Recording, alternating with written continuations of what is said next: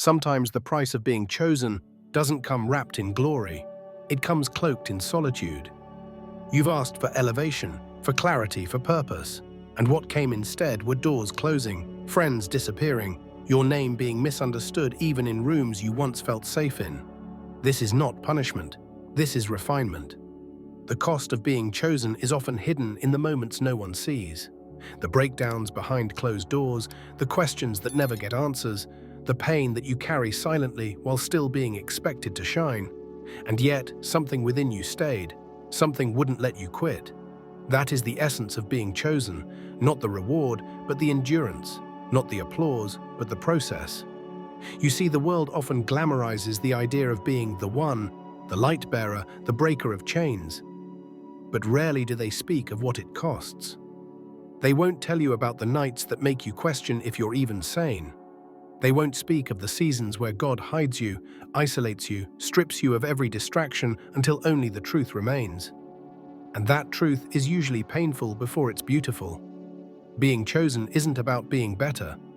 It's about being broken in ways that shape you into something stronger, deeper, more aligned. You were never picked because it would be easy. You were picked because your soul could survive the crushing that comes before the blooming. The weight of your calling will always feel heavier before it becomes holy. Pain is often the echo of transformation. It's how the universe reconfigures your spirit to hold what you once couldn't carry. The betrayal, the silence, the rejection, all of it, training. Divine endurance training. You've been forged in seasons that most wouldn't survive, and that's exactly why the reward that's coming isn't ordinary. It's tailored to your strength, tailored to your scars, tailored to the blueprint that was written before you were ever aware of the assignment. And even if you don't see it now, your steps have never been wasted. Even the wrong turns had divine fingerprints. Even the delays were direction. You must align your heart, clear your mind, and open your spirit. What's coming is too big for old mindsets. What's coming requires room. God is about to pour, and He needs a vessel that's ready to receive. Before we go deeper into this word, I need you to do two things. First, like this video, not just to support the channel, but as an act of agreement. Second, subscribe to help us reach 999 subscribers in the comments number 99, but as a prophetic signal to heaven. 11 represents divine alignment and acceleration. When you type it, you're not just commenting, you're declaring. If you are truly a chosen one, you already feel the urgency in your spirit. You already know this word is for you. The enemy has tried to wear you out, delay your promise, and convince you that time has passed you by. But God says, I am the author of time, and I make all things new. And now let us go deeper, because after the whispers of destiny come the waves of testing. The universe does not hand out elevation without extracting ego. You cannot be both the same and transformed. Something must be released, a mindset, a pattern, a version of yourself that was rooted in survival, but not fit for expansion. Pain is often the remover of these old layers. When you cried out to become more, the divine began to remove what was less. That's the part most people resist, because to them, loss feels like punishment. But to the chosen one, loss is sacred. It is space being made. It is the fire making room for the gold. You may not have understood why certain people suddenly left, why the job slipped through your fingers, why your prayers felt ignored. But now from this new height of awareness, you can sense that it was all part of the divine pattern. You couldn't take them with you. You couldn't keep living in those old cycles while stepping into this new vibration. There is a cost. A shedding. The deeper you go into your truth, the fewer things will fit. And yes, that can be lonely. But chosen ones are often called to walk through the desert before they enter the promise. That walk breaks pride. It quiets the noise. It recalibrates your soul to listen to what matters. Not approval, but alignment. If you've been wondering why it's been so hard, it's because you're not on the ordinary path. You're on the narrow one, the refining one. And the narrow path isn't crowded, not because it's wrong, but because it's holy. And not everyone is willing to pay that price. But you are paying it daily. Through your faith, through your inner work, through the quiet decisions you make when no one's watching, through the moments you could have quit but didn't. That is what separates the chosen from the comfortable. The chosen don't wait for perfect conditions, they move through storms with purpose. Even when your heart aches and your vision blurs, you move. Even when the world misunderstands you, you listen to the higher voice. Even when the reward seems distant, you keep sowing seeds in silence, because you know something sacred, that all the pain, the loss, the stripping is birthing something eternal, a version of you that cannot be bought, broken, or manipulated. The version of you who walks in truth, not trends. In purpose, not popularity. That kind of power is earned through pain. Not performative pain, but the kind that transforms you so deeply that you're never the same again. And this is the reward, not the material gain, but the mastery. Mastery over your reactions, mastery over your emotions, mastery over fear. When you are no longer shaken by temporary loss, you become immovable. When you no longer need external validation, your light becomes undeniable. When you understand the cost, you honor the crown differently. You stop wasting energy proving your worth. You begin to embody it. You stop begging for access. You realize you were always the key. That's the shift. That's the unseen reward of every dark night, every hidden tear, every unspoken prayer. You see, reward isn't always applause. Sometimes it's peace. Sometimes it's clarity. Sometimes it's the courage to start over without fear. Sometimes it's waking up with a heart that still hopes, that still loves, that still believes. That is divine resilience. That is the true mark of the chosen, not what they own, but what they survived and still radiate from. And now that you've come this far, now that your heart is still beating with truth after all the breaking, you are ready for what's next. But before that door opens, this moment, right here, must be honored. Because the pain didn't destroy you. It prepared you, and that is sacred. Pain is a strange teacher. It doesn't arrive gently. It doesn't knock and wait politely. Pain crashes into your life like a storm, uninvited and relentless, and yet, it always carries something. A message, a refining fire, a mirror. The chosen ones do not escape pain. In fact, they often feel it more deeply, more acutely, because their soul is wired for sensitivity and growth. You ask to be used. You ask to be elevated. But elevation requires excavation, and pain is the tool heaven uses to break open the false layers and reach the gold. To understand the role of pain, you must understand its purpose. Pain is not the enemy. It's the passage. It is how destiny sharpens you.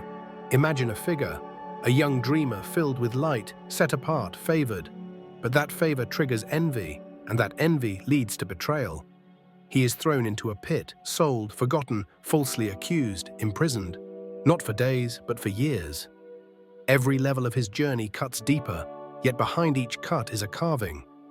Each betrayal refines his humility. Each rejection strengthens his trust. Each delay deepens his wisdom. He doesn't escape the pain, he becomes through it. And when the time finally comes for his reward, he carries not just power, but character. The kind forged in fire. This is what pain does for the chosen. And consider the woman whose whole life was shaped by barrenness. The shame, the silence, the whispers behind her back. Her identity reduced to what she lacked. Yet in her deepest grief, she poured out her pain with a depth only the broken-hearted can reach. She did not curse the process, she offered it. And what came from her was not just a child, but a prophet. Her pain birthed legacy. Her suffering was not senseless, it was sacred. The very ache she wanted to escape became the womb of her purpose. That's the paradox of pain. It looks like punishment, but it's often preparation for promise. Some pain is visible, a loss, a betrayal, a physical wound, but some pain is quieter, invisible to the eye, yet just as deep. The ache of feeling unseen, the sorrow of praying without answer, the loneliness of walking a path no one understands, the frustration of doing everything right and still watching life unravel. These are the wounds that don't bleed but bruise the soul. And yet, this too is part of the cost. The path of the chosen one is not crowded for a reason. You will walk alone in some seasons, not because you're being punished, but because intimacy with God requires distance from distraction. Pain strips. It silences noise. It removes illusions. When you are in pain, you begin to see clearly what matters. You begin to hear the quiet whispers you once ignored. Your spirit grows louder when the world grows quiet, and it is in this raw, stripped place that your anointing is deepened. Not because you learned more, but because you felt more. Pain creates empathy. It gives you a ministry beyond words. It makes your presence healing. When you've been broken and healed, you carry that healing in your eyes, in your voice, in your spirit. That is why chosen ones often go through so much. Not to glorify suffering, but because their future requires depth. Think of the rebel-turned-leader, the one who once fought against the very truth he was called to serve. His transformation didn't come through a speech. It came through blinding light, through isolation, through loss of control. Everything that once defined him was stripped away, and through that pain, purpose emerged. Through that breaking, clarity was born. His former arrogance was exchanged for revelation. His pain purified his mission. What once seemed like ruin was actually realignment. That is how the divine works. Pain tears down what's false to reveal what's real, and it's not always dramatic. Sometimes pain is the slow ache of waiting, the grinding delay that tests your patience, your resolve, your faith. You build something, and it falls apart. You trust someone, and they betray you. You step out in faith, and nothing moves. These aren't random failures, they are sacred pauses. Each one testing whether you want the dream more than you want comfort, whether you'll trust the vision even when it's invisible. The delay is not a denial, it's a divine demand for deeper roots. Chosen ones must be grounded before they rise. And pain, more than anything, digs those roots. But pain also reveals. It shows you what you've outgrown, it shows you what's no longer aligned. Sometimes the pain is simply the growing pressure of being in a space that your spirit has already outgrown. You feel restless, agitated, unable to find peace. Not because you're broken, but because you're being called to move. Your spirit is being stretched, your frequency is shifting. And what once felt like home begins to feel like prison. That is sacred tension, that is spiritual labor, that is the cost of evolution. And here's the truth the world won't say out loud: not all pain ends quickly. Some seasons stretch, some answers take years, some losses never fully disappear, and yet, even in the ache, you can carry glory. Even in the waiting, you can walk with power. Because pain, when surrendered, becomes fuel. Pain, when processed, becomes wisdom. Pain, when honored, becomes your portal into greater levels of purpose. You weren't chosen for pain, but you are being refined through it. Not every wound is punishment. Some wounds are doors. And when you walk through them with grace, you don't come out bitter. You come out reborn. You become the kind of presence that changes rooms, not because of what you've achieved, but because of what you've survived with your light intact. That light forged in pain becomes the beacon for others. So if you are in a painful place right now, know this: it's not the end. It's the middle, the breaking before the blessing, the fire before the forming, the silence before the sound. You are not being destroyed, you are being defined. Your pain is not your identity, it is your initiation. The scars you carry are not signs of weakness. They are sacred marks of process, of obedience, of transformation. And the world may not see the cost, but heaven does, and heaven always rewards what it refines. The reward doesn't always look like a celebration. Sometimes it looks like peace. Sometimes it looks like stillness in the places you used to panic. The reward isn't always wrapped in confetti and applause. Often it shows up in quiet clarity. It arrives when you realize you no longer need what once controlled you. It reveals itself when you walk through a storm and discover you're not the same person who feared the rain. You've changed. You've become. And that becoming, that sacred evolution, is the reward. Chosen one, you must understand something essential: God never allows pain unless there is purpose. And He never allows wilderness unless there's a promised land beyond it. The cost was high, but the return is holy. The stripping was brutal, but the glory is specific. It's not generic favor, it's tailor-made elevation. Custom-built blessings, designed not for the version of you that began the journey, but for the version of you that survived the fire, that walked through the shadow and refused to stay broken. The reward is not just what you gain, it's who you become to carry it. Because power without process is dangerous. Blessing without wisdom becomes burden, and so your path was slowed, not to punish you, but to strengthen you. Every delay built your discernment, every disappointment carved out humility, every heartbreak purified your motives. The reward had to wait until your soul could sustain it. And now you are becoming the version of yourself that doesn't sabotage success. The version that holds favor without ego, that walks in power without manipulation, that speaks with authority but serves with compassion. That's the real reward, mastery over yourself. There's a quiet reward that comes to the chosen, not loud but lasting. It's the kind of reward that doesn't shout. It glows. You walk into places you once begged to enter, and now you are invited in. You show up full, not desperate. Aligned, not seeking approval. You've outgrown the need to convince others of your value. The room no longer validates you. Your presence validates the room. Because now your power comes from within, not from performance. The silence that once hurt you now empowers you. The solitude that once felt like exile now feels like intimacy with the divine. And more than anything, reward comes in the form of clarity. You no longer chase what isn't meant for you. You don't shrink to fit environments that cannot hold your truth. You stop explaining yourself to those who were never meant to understand. This clarity is liberation. You stop asking for signs because you are the sign.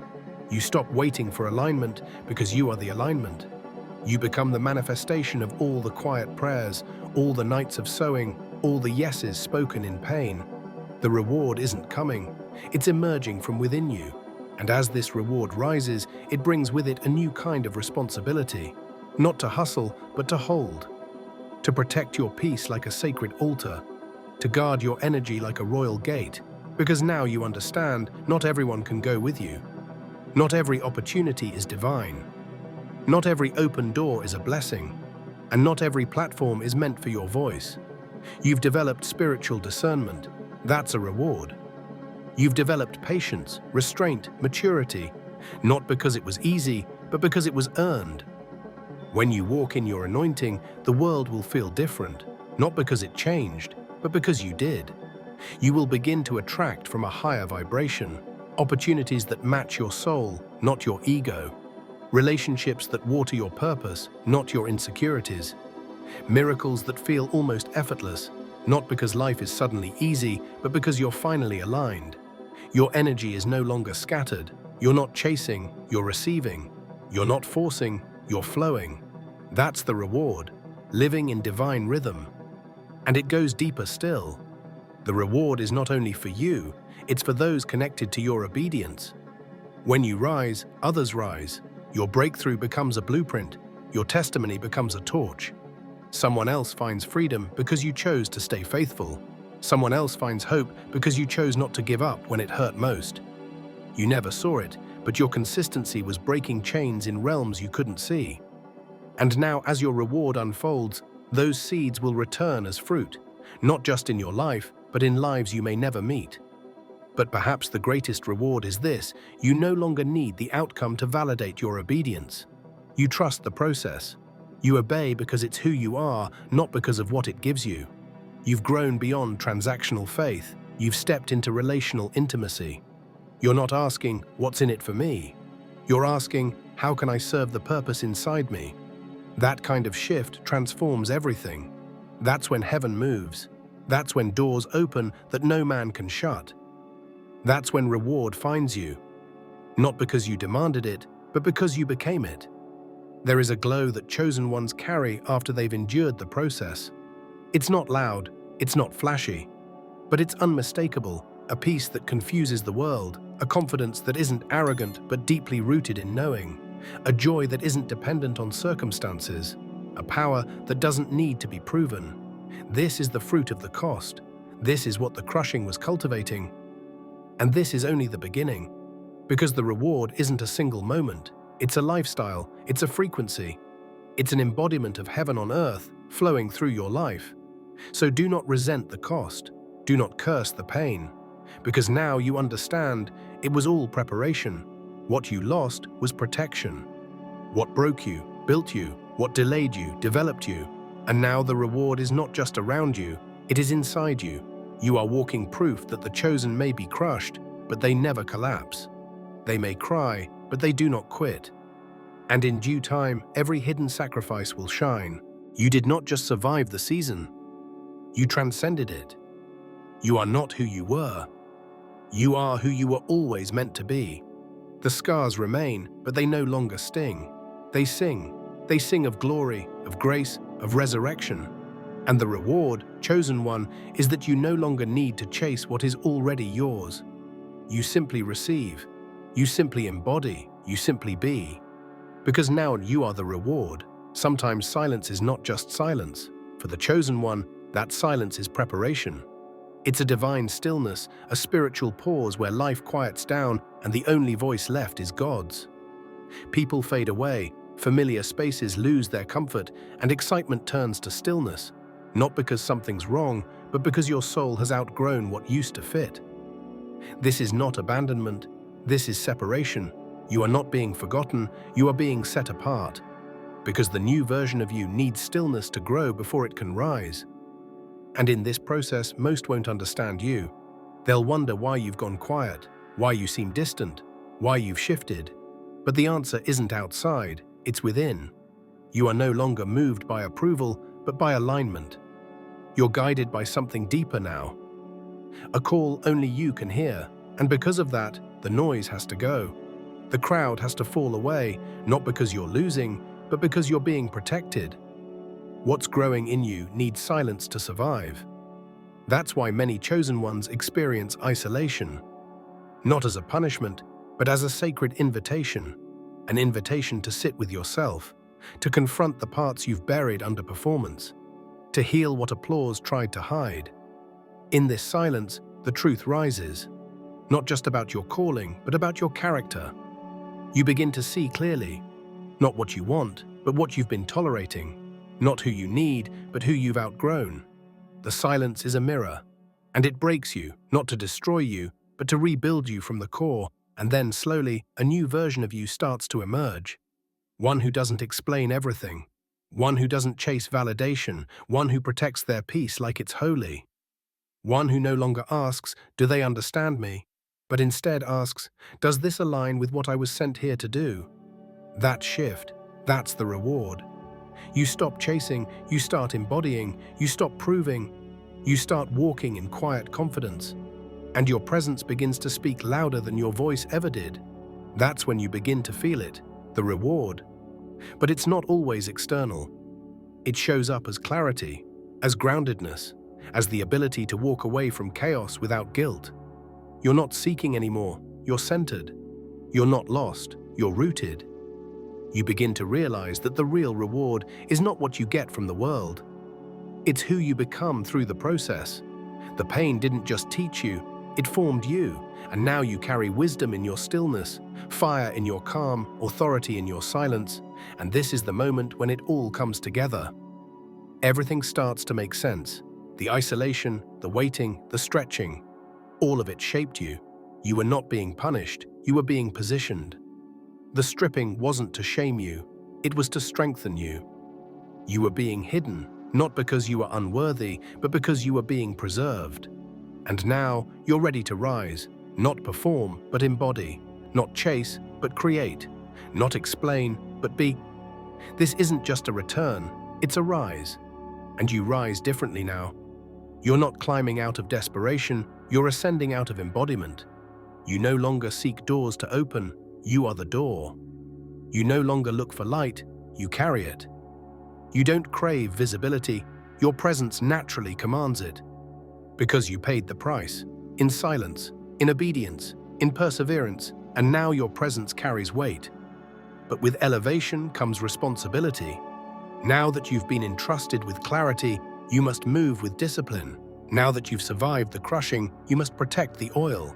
You must honor your rhythm, guard your energy, protect your peace. What you carry now is rare. Don't waste it on old versions of yourself. Don't dilute your frequency to be understood by people not assigned to your vision. The time has come. You are not waiting anymore. You are becoming. You are stepping into the space you once prayed for. But not with fear, with authority, with awareness, with embodiment. You don't need confirmation. You are the confirmation. You don't need applause. You are the assignment. What used to feel like waiting now feels like alignment. What once felt like isolation now feels like preparation. And what once felt like emptiness now feels like sacred fullness. You've crossed the line. You've emerged from the silence with something the world didn't give you. And therefore, the world can't take it away. What you carry is divine. What you've gained is eternal. What you've become is undeniable. So walk forward. No more fear, no more delay, no more shrinking to make others comfortable. You didn't come this far to pretend to be small. You came to live as the chosen one you are. The cost was high, but now you understand why. The reward was never about things. It was about you, the version of you who walks in peace, who speaks with purpose, who moves with conviction. The version who no longer needs to chase, because you finally realized you are the reward.